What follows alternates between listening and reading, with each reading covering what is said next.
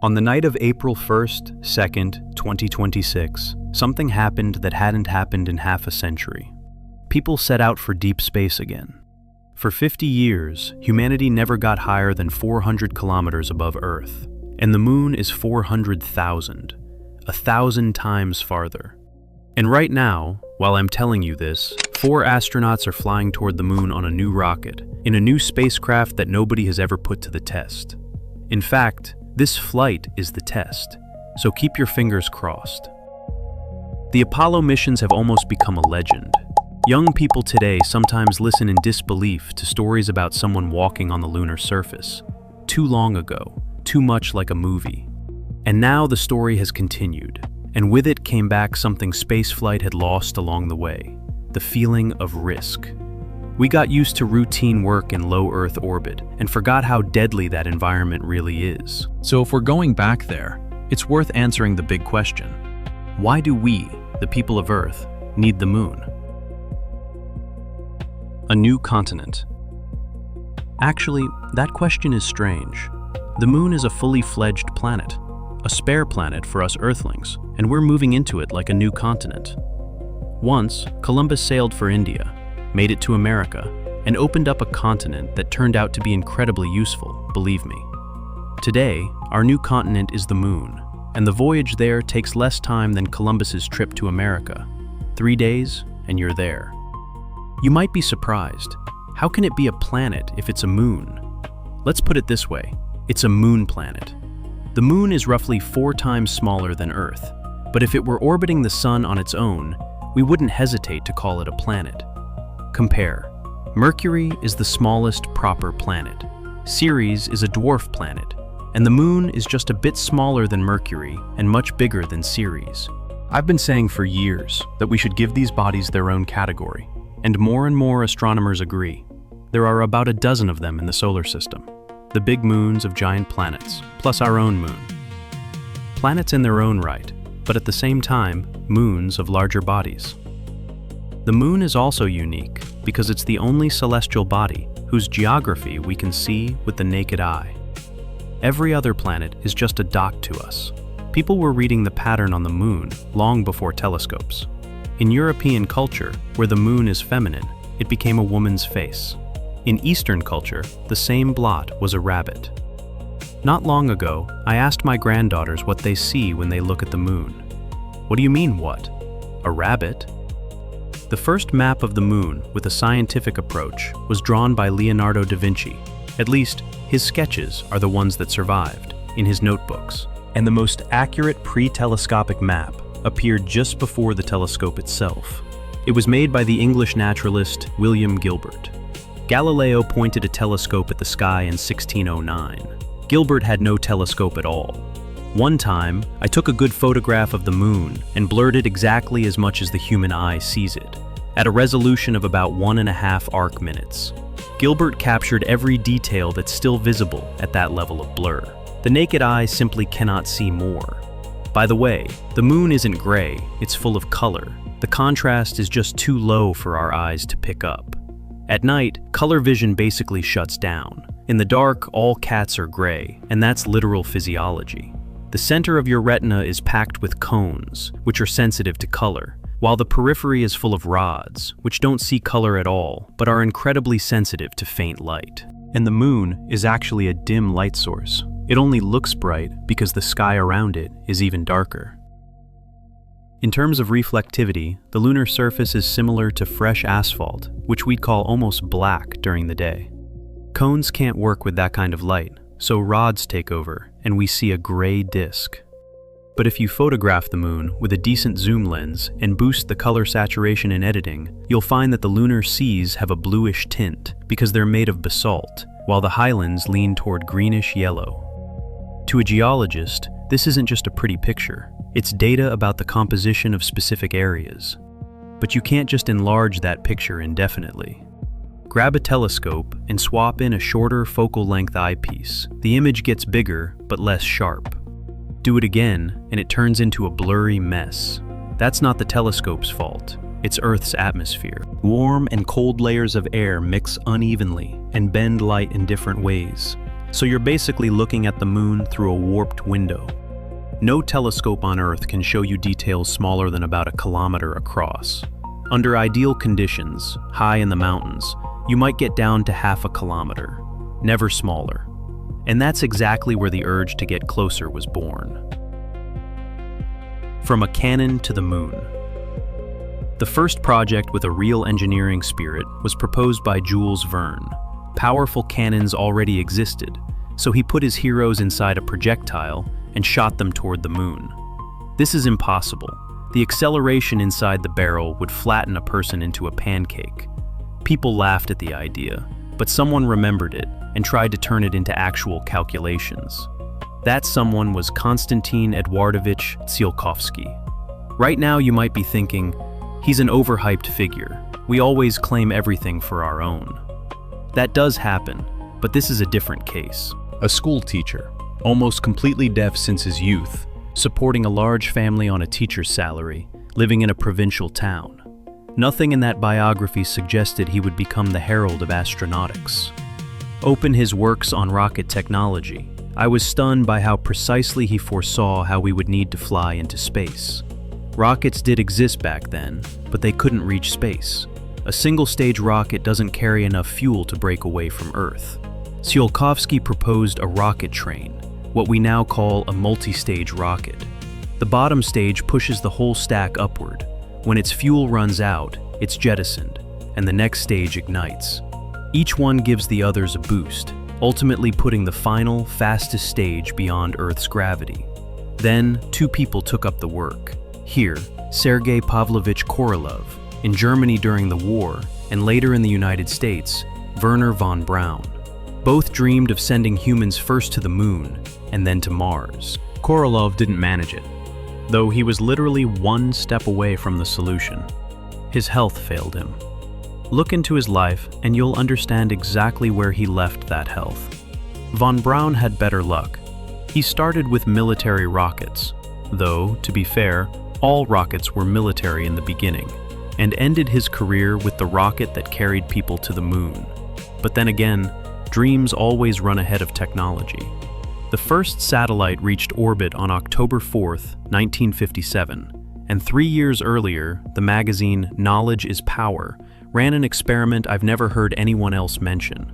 The editors tried to imagine what their magazine would look like 20 years later, and put out an issue with a cover reading 1974.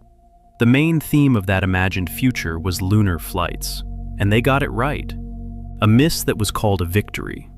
From that point on, events moved so fast that it's better to count them in months, not years. October 1957, the first artificial satellite around Earth. Early 1959, less than a year and a half later, a similar ball is already headed for the moon. That's a fundamentally different matter. That's the first interplanetary flight. Back then, they didn't know how to control a flight. The craft was launched the way you'd throw a ball into a basketball hoop. You aim, you let go, and from that moment, nothing depends on you. The first lunar probe missed, went past the moon, and zipped off into the distance. It was a failure, but in the Soviet Union, you weren't allowed to talk about failures. You were supposed to report achievements. The ideologues asked the engineers, where did it go? The engineers answered honestly. It missed the moon and entered an orbit around the sun, and there it flies. Around the sun, that means it's a planet. So they renamed the craft. Instead of First Lunar Station, it became First Artificial Planet, Dream. And they weren't fooling anyone. It was the truth, a real achievement. They even managed to measure something. A magnetometer mounted on a long boom showed that the moon has no magnetic field. That same fall, the next craft hit the moon. They didn't know how to slow down, so it just crashed. But the goal was achieved. It landed in a place old maps called the Marsh of Decay, a medieval name. Reporting that they'd landed in a swamp was awkward, so they renamed the place. Now it's Lunik Bay. Our craft is still lying there, along with the commemorative badges it carried. They were glued into a ball that came apart on impact, scattering the coats of arms across the surface. A few dozen of those souvenirs are still lying around up there, and someday they'll be found and brought back to Earth. A flying photo lab. That year's third craft was built differently. Not a ball, but a flying camera. More precisely, 2 cameras in a single casing. The mission: fly up to the moon, loop around it, and photograph the far side, which no one had ever seen before, and which we can never see from Earth. The moon always shows us the same hemisphere. The first image came out not very good, with visible radio interference. But think about what was involved in 1959. No computers, no electronic sensors, shooting on soft celluloid film, which had to be developed, fixed, dried, and scanned right on board. And the entire craft was about the size of a washing machine. Scanners didn't exist either. The engineers pulled it all off and sent the image back by radio. The images made their way to the very institute where I work. My senior colleagues processed them and built the first maps. Those maps contain names today's astronomy fans will recognize: Sea of Moscow, Bay of Astronauts. The word cosmonaut wasn't in common use yet. Gagarin hadn't flown. Tsiolkovsky Crater, Sea of Dreams, and the Soviet Range. You won't find the Soviet Range on modern maps because it doesn't exist. The astronomers made a mistake. They took a whitish streak for a mountain range, gave it a name, and then had to remove it from the map. But the streak itself is still there. We call that kind of thing an albedo feature. For some reason, light reflects especially well in that spot, and we still don't know what covers it. The far side, meanwhile, remains a total mystery. Compare the 2 hemispheres. They're completely different. The moon looks like it's been assembled from 2 mismatched halves. When we saw that, it made us wonder, is Earth itself symmetrical? Grab a classroom globe and give it a spin. One half of the planet is the Pacific Ocean. The other contains virtually all the continents. Earth is asymmetrical too, and neither one has been explained. As for the lunar maria, though, we do know the main thing. Those dark patches formed when large meteorites punched out enormous craters. Basaltic lava welled up from below and froze into flat, dark pancakes. Why the same thing didn't happen on the far side, nobody knows. Is the moon solid or soft? In the early 60s, the Americans decided to beat us on a different route. They put television cameras on their Ranger probes. The spacecraft would hurtle toward the moon and eventually smash into it, but along the way it transmitted frame after frame. With the final ones coming from an altitude of about 300 meters, you could make out pebbles just a few centimeters across. And still, there was a question that seems bizarre today. Is the moon solid or soft? The hypothesis was perfectly scientific. For billions of years, meteorites had been hammering the surface, churning it up. There's no atmosphere, no rain, and gravity is weak, nothing to compact the soil down. Some astronomers believed you could walk on the moon. Others thought it was covered in a layer of dust tens of meters, maybe even 100 meters deep, and anyone who touched it would simply sink and drown. Arthur C. Clarke wrote a novella about this, A Fall of Moon Dust, where people almost sink and are saved at the very last moment. The only way to find out was to land, not to crash, but to touch down gently and see whether the surface would hold the spacecraft. Soviet engineers were the first to pull it off. In 1966, Luna 9 made a soft landing. Both our papers and Western papers were trumpeting it. The only thing they kept quiet about, the 10 previous attempts had all failed. The probes either never launched, flew past the moon, or smashed into it. Success came on the 11th try. Back then I was in early elementary school, and I never even stopped to wonder why there was silence after Luna 3, and then suddenly Luna 9 appeared. Where were all the others? They were simply never mentioned. Landing without an atmosphere really is brutally hard. If there's air, you deploy a parachute and it lowers you down. No air, you have to kill your velocity with engines so that by the time you reach the surface, it's almost zero. And that's no easy feat even today. Between 2023 and 2025, Roscosmos, NASA, American private companies, and the Indian Space Agency each smashed a spacecraft into the moon. The first quarter of the 21st century, with computers on board. So the engineers of 1966 deserve nothing short of a bow. And Luna 9 landed with real elegance. There was no computer, so the descent speed couldn't be precisely adjusted. The probe came in fast. So they inflated a big, soft bubble around it, essentially an airbag, a ball several meters in diameter.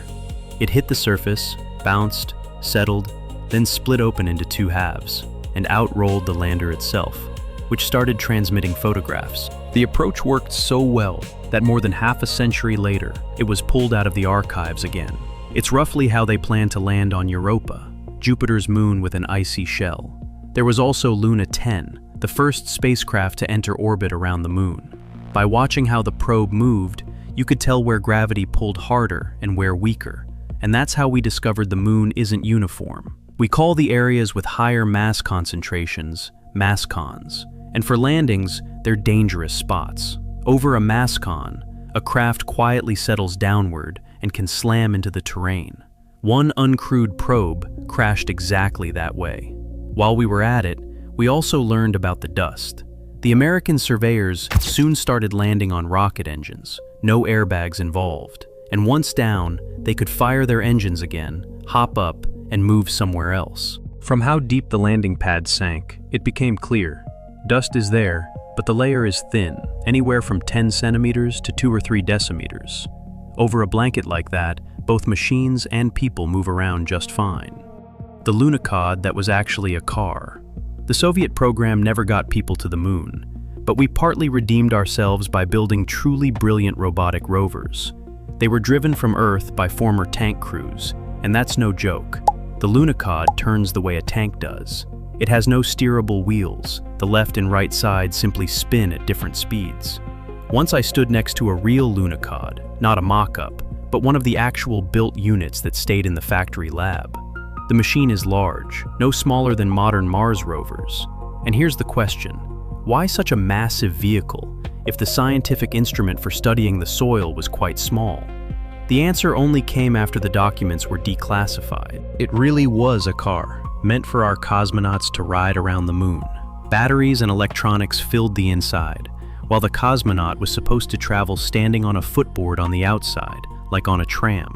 The lunicod got built, the cosmonauts never made it to the moon, and the machine ended up working as a purely scientific craft. Our last big achievement in lunar robotics was bringing back soil.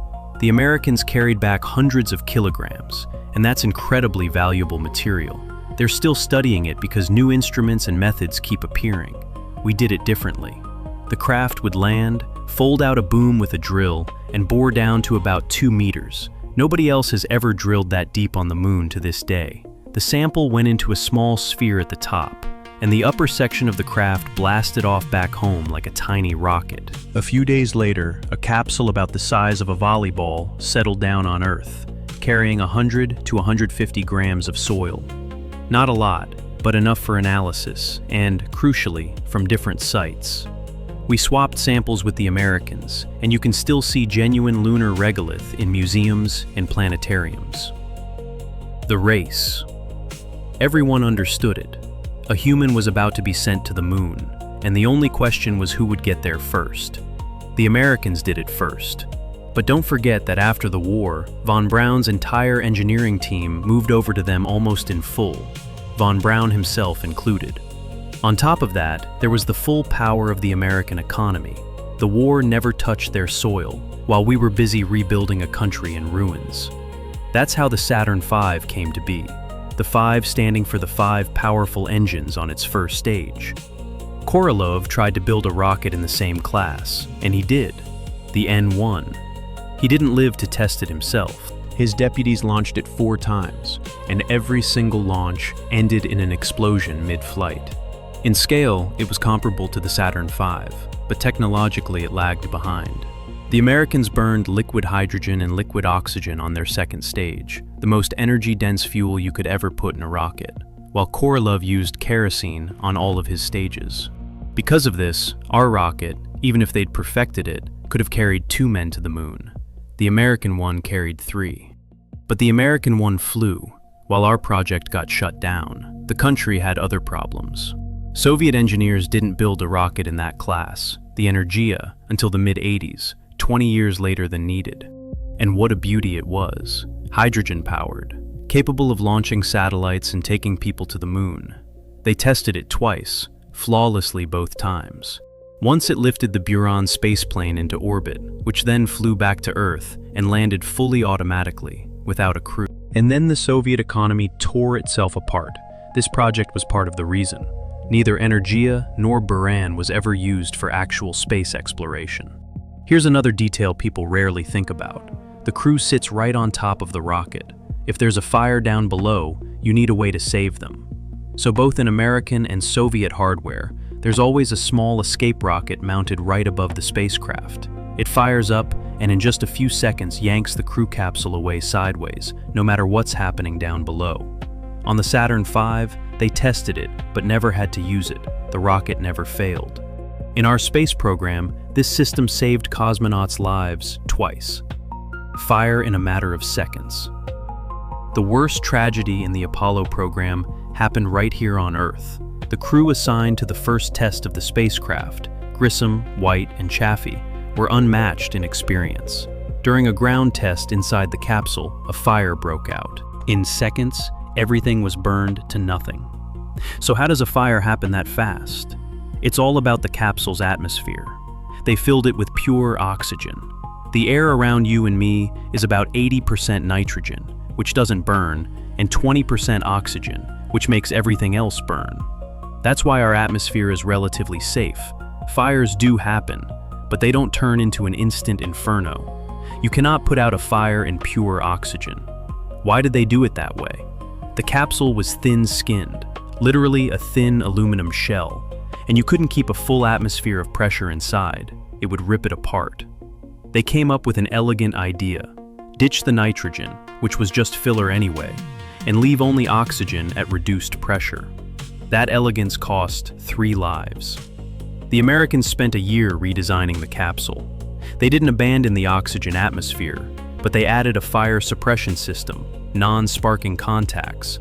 They thought of everything they could. There were no more fires. During that year, Soviet engineers partially caught up with us because our lunar spacecraft was ready. This was Soyuz, the very same ship our cosmonauts have been flying for over half a century. It was built for the moon originally. In its full configuration, it never got to make that trip, but in a stripped-down version it flew to the moon more than once. Korolov's super heavy rocket didn't work out, but the Proton came along. They removed everything non-essential, added an upper stage, and sent it up.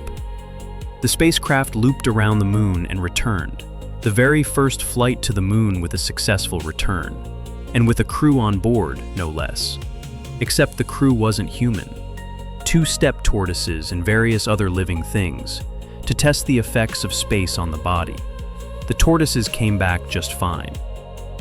The first people to leave Earth behind.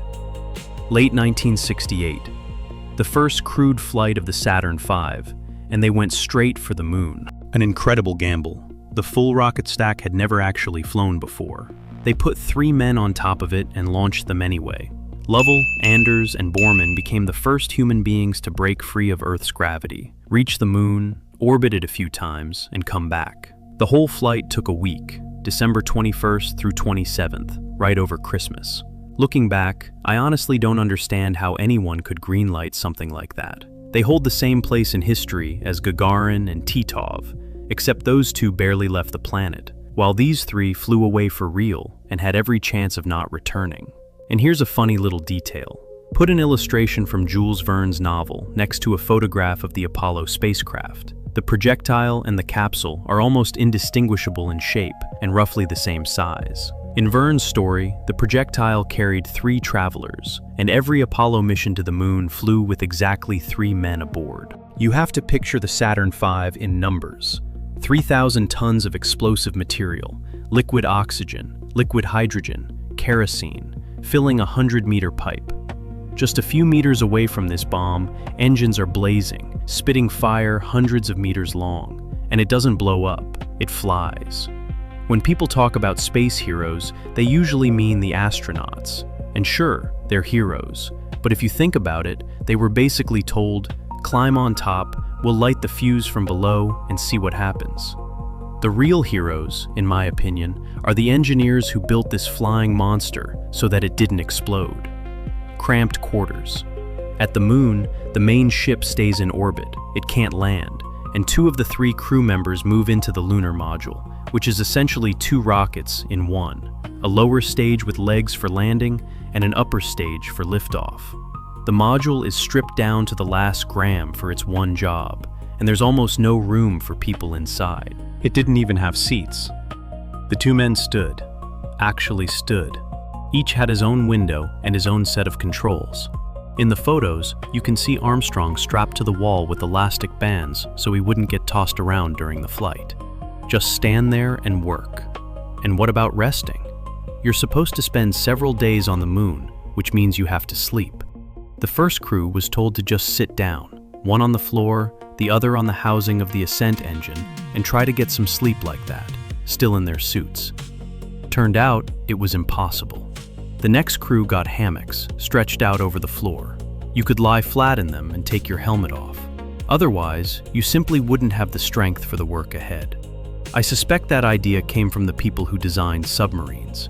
It's the same kind of tight space.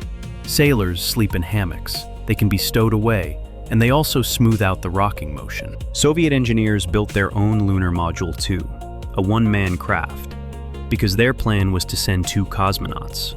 One stays in orbit, the other lands alone.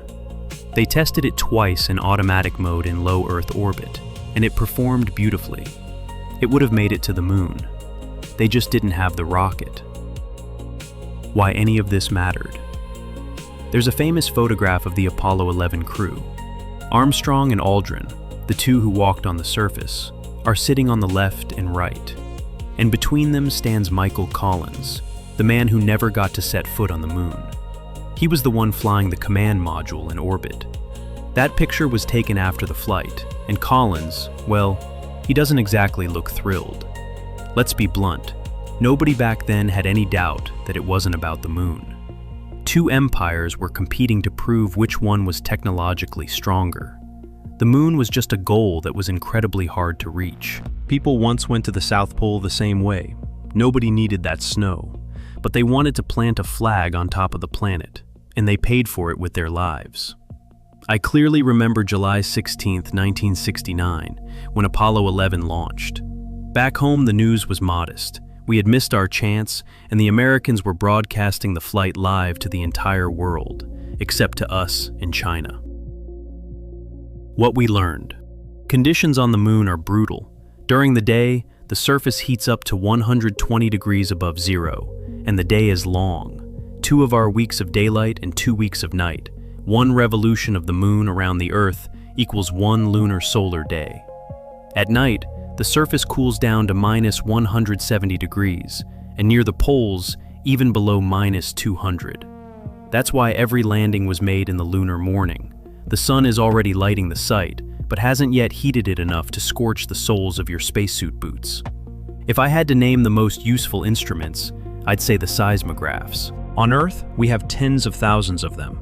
We've long since sounded out our planet's interior with seismic waves and know its structure. On the moon, they placed just 3, but those kept sending data about moonquakes long after the astronauts left. That's how we found out that the moon isn't hollow inside, as that old storybook character claimed, but is a normal celestial body with a dense core and layers of different densities. And one instrument is still working today. It's a laser retroreflector, an aluminum matrix with little glass prisms set into it. Their special property is that an incoming beam doesn't just reflect off them like a mirror. After bouncing between the internal faces 2 or 3 times, it goes straight back to exactly where it came from. We send a pulse from a telescope on Earth, and it returns about 2.5 seconds later. The flight time gives us the distance. Today we know it to within better than 2 millimeters, over a distance of 400,000 kilometers. Reflectors like that were left behind by American astronauts and by our lunar rovers, and we use all of them. 1 camera for 2. The most famous photo from the first expedition is Aldrin, taken by Armstrong. You see, only Armstrong had a camera. It was mounted on the chest of his spacesuit, and he took all the good shots himself.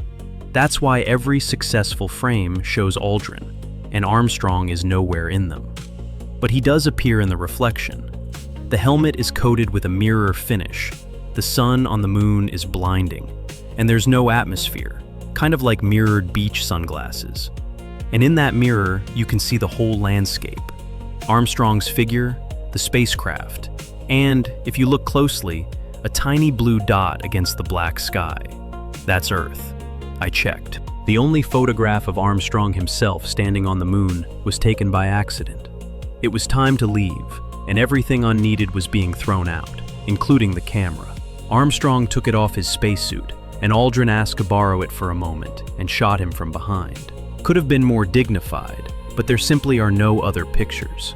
I've never been in a spacesuit myself, but from what I hear, it's an incredibly uncomfortable piece of clothing. Multi-layered, barely flexible, plus a giant backpack with the entire life support system. Back in the day, a spacesuit weighed almost exactly 100 kilograms. On Earth, you can barely move in one, but on the moon, gravity is 6 times weaker, so it weighed just 16. It bends at the elbows and knees, and barely at all at the waist. Look at photos of an astronaut trying to pick something up off the ground. The pose is completely unnatural, and it's the only one he could manage. The most important part of the suit isn't on the outside, though. It's on the inside. Right against the skin goes a blue one-piece garment, the cooling suit. Not a heating suit, mind you, but a cooling one, even though space is cold. Because the human body is a powerful heat source. Even if you're doing nothing, you need to shed about 100 watts of heat, and during heavy work, around 300. 300 watts is like a medium-power iron, and all of that heat is trapped inside a sealed shell. Cold water circulates through the suit, picks up the heat, and carries it to the cooling system in the backpack. Even more important are the gloves. Inside the suit, there's pressure. Not a full atmosphere, maybe half or a third, but that's still a lot. While outside, there's nothing but vacuum. The gloves puff up like bicycle tires because of it. Try squeezing a fully inflated bike wheel with your fingers. Once, with real effort, maybe you'll manage. But astronauts have to work in these gloves for hours. Look at the hands of a man who spent 3 days on the moon. Fingertips worn raw and bleeding, blood under the nails. There's a photo of David Scott holding a microphone right after returning, unshaven, still on board the aircraft carrier. His nails speak for themselves. And by the way, the problem still hasn't been solved. Modern suits are noticeably more flexible. There's footage of a female astronaut doing the splits in her suit, which would have been unthinkable back then. But there are more systems now, a lot of it doubled up for safety, and instead of 100 kilograms, the suit now weighs 130. Veterans of the old space program look at this and say, it's more flexible, but also heavier, and it demands just as much physical fitness as before. Apollo 12 landed right next to Surveyor, which had arrived there earlier, the first time a human met their robot on the surface of another world. The astronauts removed a few parts from the probe to see how they'd held up after years on the moon. One of them was a sealed television camera. They brought it back unopened, opened it on Earth, and found living microbes inside, Staphylococcus, I believe. Years in a vacuum, under lunar radiation, through insane temperature swings, and our little microorganisms were doing just fine. About the black sky and the flag. Let me clear up a few misconceptions for those who think the whole thing was a hoax. First argument, the black sky with no stars. Of course it's black. There's no atmosphere, no scattered light, and there are no stars for a reason any photographer will understand. With the short exposure times needed to shoot the landscape under bright sunlight, faint stars simply don't register. It's either a long exposure in stars, but then everything lit by the sun would be hopelessly overexposed, or a well-exposed landscape with no stars. And when stars were actually needed, they got them. In 2013, a Chinese lander touched down on the moon with a small ultraviolet telescope on board and snapped tens of thousands of gorgeous images of stars and galaxies. The second point isn't really a debunking. The authors of those early popular science books were genuinely mistaken. Everyone knew the moon's gravity was 6 times weaker than Earth's. So, they figured, a person would jump 6 times higher. The record on Earth is roughly 2 meters. Multiply by 6, you get 12. That's exactly the kind of jump they drew in children's books. Reality turned out to be less spectacular. You simply can't jump like that in a spacesuit, and the footage clearly shows an astronaut's boots clearing the ground by about half a meter. By the way, try it yourself. Lift your heels half a meter off the floor. Go on, try it. Can you do it? The third argument is the flag. It gives the impression of fluttering in a breeze, which obviously shouldn't exist there. Take 2 consecutive frames shot a few seconds apart. The astronaut is saluting the flag, and the flag hasn't changed shape at all. It's not waving. It's just wrinkled, and the gravity is too weak to let the folds straighten out and hang down. A quick note about the way they walked. On Earth, we walk by shifting weight from one leg to the other. On the Moon, they found a different approach worked better. Wide, bounding hops, pushing off with both feet, kind of like a kangaroo. You also run into trouble with your sense of balance up there. Our vestibular system relies on tiny crystals in the inner ear, pressing on nerve endings to tell the brain which way is down. In low gravity, they barely press at all. The astronauts did fall more than once, but they could always get back up, either on their own or with help from a crewmate. The lunar rover and a makeshift fender. Carrying heavy loads was a serious problem. 100 kilograms of suit, plus all the gear, suddenly the low gravity didn't feel so low anymore. Real freedom came with the electric rover, flown on the last 3 missions. It was foldable, open top. Putting a roof on it would have been pointless. It's not like it rains up there. Folded up, it was basically a big suitcase strapped to the outside of the lunar module. Navigation wasn't satellite-based, of course. It used an inertial system with gyroscopes, just like on submarines. And it was absolutely necessary, because the Moon is 4 times smaller than Earth, and the horizon is twice as close. Here, the horizon is about 4 or 5 kilometers away. Up there, it's 2. Drive just 2.5 kilometers, and your ship disappears from view entirely. The wheels had fairly large fenders, like on a bicycle, but not to block mud. They were to block dust. The wheels were made of a springy metal mesh that did a fantastic job of scooping up dust and flinging it forward as they drove. On one mission, they snapped a fender off while unfolding the rover. They tried driving without it. Impossible. The wheel was hurling dust straight at the crew and their instruments. Mission Control gave the order: do not use the rover, stick to walking. Imagine that. Haul a car all the way to the Moon, only to leave it parked. A real shame. The crew didn't sleep that night and came up with a fix. They tore the plastic cover off their flight plan, stuck it together with duct tape, and made themselves a makeshift piece of fender. It worked brilliantly. They drove about 35 kilometers with that patch on. The most useful man on the Moon. The crews were usually comprised of experienced fighter pilots and test pilots. Only on the very last lunar mission did a non-pilot fly, a scientist, geologist, Harrison Schmitt. And he turned out to be the single most useful person up there, because he actually understood exactly what samples to collect. The work was grueling. Over 3 days, these fit, highly trained men pushed themselves to the absolute limit. Even picking up a small rock meant using a special grabber tool, because you simply couldn't bend over and just pick it up with your hand. One of the samples Schmitt chipped off a large boulder turned out to be the oldest rock ever held by scientists at that time, about 4 billion years old. Rocks that ancient hadn't even been found on Earth yet back then. Speaking of poring over the photos they brought back, there's one shot with an electric rover, an astronaut, and a mountain. And above the mountain, on the right, there's something pointy, either the nose of a rocket or the rim of a flying saucer. Journalists declared there was a UFO base behind that mountain, one the crew simply hadn't noticed. It was a joke, but it caught on, and ufologists kept reprinting that image for years. If you want to dig into stories like this yourself, head over to the Apollo archive. They've posted film reels, audio recordings of the communications, and photographs from every mission. But here's something that never happened: a landing inside a deep meteorite crater. Too dangerous. And for geologists, that's incredibly frustrating. We only drilled the Moon down about 1.5 to 2 meters, while a meteorite crater is a ready-made hole kilometers deep.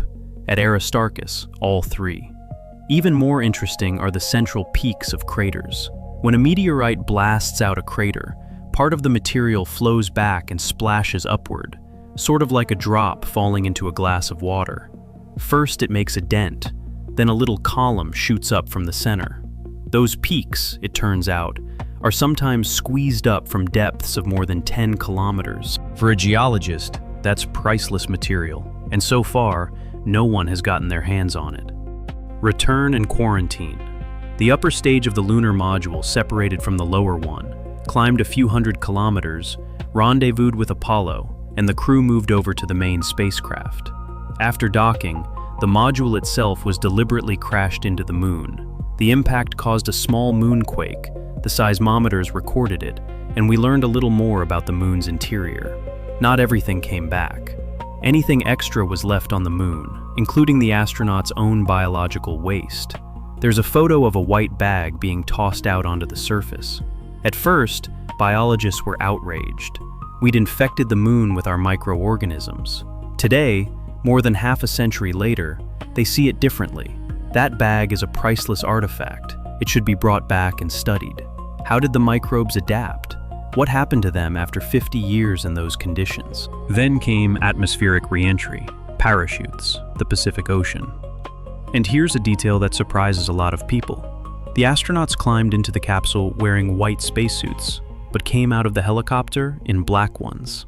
Those are chemical and biological protection suits. Who's being protected from whom? Us, from them. In the early flights, no one could be sure there weren't pathogenic microorganisms on the moon, ones that would come back with the crew and infect everyone. So the astronauts, now in their black suits, were marched straight into a quarantine chamber. And the first two crews each spent 3 weeks in there. The president congratulated them without letting them out of the chamber. No lunar microbes were found, of course. But during those 3 weeks, the crews still got paraded around the country, shown off to the public through glass. The second lunar race. For half a century, nobody went back to the moon. There was no need. The Americans had proven their superiority, and the rest didn't come chasing after them. But now the second race is on. China's space program has gained so much momentum that it's seriously thinking about putting people on the moon, and the Americans don't want to fall behind. But you need a powerful rocket, and nobody's going to rebuild the Saturn V. The design is obsolete. So the Americans built a new one, the Space Launch System. The name is clunky. Saturn sounded much better, but the rocket is just as powerful and a whole lot more modern. There's already been one uncrewed flight to the moon, and the rocket and the Orion capsule worked reliably. This time, the crew is 4 people, not 3. The spacecraft is more spacious and autonomous, so nobody has to stay behind in orbit to babysit it. The question is what vehicle to descend in. The Americans don't have a lunar lander yet. It's on order. It exists as concept art, but it hasn't been built or tested. There are 2 proposals, one from Elon Musk, one from Jeff Bezos. Bezos has something proportionate to the task, while Musk has something outlandish. It's hard to imagine this behemoth landing on the moon and still having enough fuel to take off again. He says it can. The rocket is so enormous, you couldn't just step onto the surface. You'd need an elevator. Everyone's aiming for the South Pole region, for a simple reason. That's where water ice is trapped in the soil. An International Space Station in lunar orbit is also in the works, a project not so much about the moon as it is about Mars. Testing people on a station near Earth is not the same as doing it near the moon. Out there, radiation is higher, you're farther from Earth, and no rapid rescue is coming. If astronauts can last at least a year on a lunar orbit station, the road to Mars is open. If they can't, it's too early to talk about Mars. The lunar showroom. The Chinese are settling in on the moon fast. In 2013, their first landing on the near side, an immediate success. A small rover rolled off the lander, drove a few dozen yards, and broke down. Back then, we made smug jokes. Well, sure. Chinese cars. What do you expect? A few years go by. The Chinese decide to land on the far side of the moon, a first in history. To do that, they first need to deploy a relay satellite just to have radio contact with that side. They did. Then they landed a craft, and an almost identical little rover rolled off. And it drove, and it worked, and kept on working. And then our tune changed. Look how their reliability has grown in just a few years. If their space technology is reliable now, maybe their earthly tech got better too. Maybe it's worth taking another look at Chinese cars. That, in a nutshell, is one answer to why we need the moon. It's a stage the entire world can see, a showroom where a country demonstrates its level of technology, and the audience draws conclusions about what to buy back on Earth. This doesn't just apply to China. The Koreans are already orbiting the moon. The Japanese are landing. The Americans are active, and we're taking aim too. The Chinese, by the way, have caught up with us in the hardest feat of all. Their fifth craft not only landed and drilled into the soil, but also returned samples to Earth, and the next one did the same from the far side. No one else has brought back soil from there, where to live. Since so many are now targeting the moon, we have to think about how to live there. The main issue is radiation. That means any prefabricated shelters we bring will have to be covered with a layer of lunar soil about 2 to 3 meters thick. That's enough shielding to stop the radiation. But that's heavy labor. The alternative is finding ready-made shelters. And they exist. Caves have been discovered on the moon. For now, we can only see the entrances, from above, in photographs. But there are almost certainly underground passages and open spaces beyond them. People initially thought it would be extremely cold in there. Beneath the lunar surface, it's cold even at the equator, around -25. But recently, a mathematical model was built for a cave with a vertical entrance. A sunbeam enters that kind of shaft and heats the floor during the day. Then, the heat spreads as infrared radiation through the horizontal passages and evens out the temperature, so both day and night it stays the same. Far from the entrance, the model predicts +17 Celsius. Livable. It looks like lunar caves could become the first comfortable dwellings. And in other places, it's cold underground, and that's a resource too. To keep from losing the plant gene pool, biologists gathered seeds of wild and cultivated species from around the world and placed them in a cold vault on Svalbard, in old coal mines. A doomsday vault. If anything happens, we dig them out and restore what was lost. A beautiful plan. But it turns out Svalbard is slowly thawing, and the fridge isn't so cold anymore. And honestly, who knows what could go wrong here on Earth? So the moon should be used first and foremost as a separate vault for the most valuable things we have. Genetic information, seeds, genetic blueprints of animals and plants, and the information of our intelligent species. Works of art, engineering projects, everything recorded on media. Pack it up. Put it on the moon, where no earthly disaster can reach it. It's not technically difficult, it wouldn't cost much, and the benefit for the future would be enormous.